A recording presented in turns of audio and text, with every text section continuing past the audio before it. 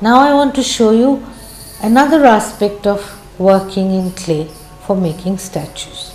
Right now I have with me 2 or 3 small pieces that I would like to show you, which is not made of dice, but it is a proper creative sculpture process.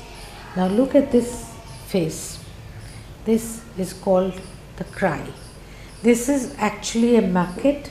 A maquette is a small piece that you first make, then on the basis of that you make it's like a little model.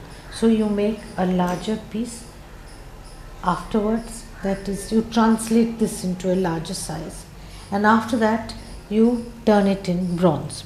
This piece has a history. This is the first maquette. This was made into clay, then it was made into bronze, and it was sold in England. It is called the cry. Now I'll show you another one.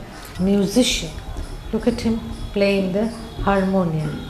There again it's a small piece. It has a companion piece which is not here just now, but the companion piece, the man is singing and he is playing the harmonium. You know, it's rough textured, it's got little checks. This is done by putting Hessian cloth or and on top of it and pressing it so that the impression of the Hessian comes on the statue.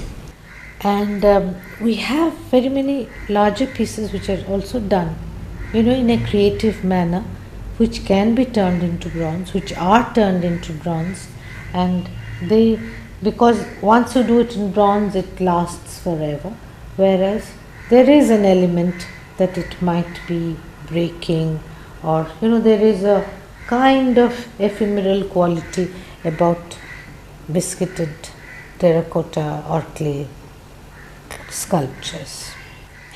This can be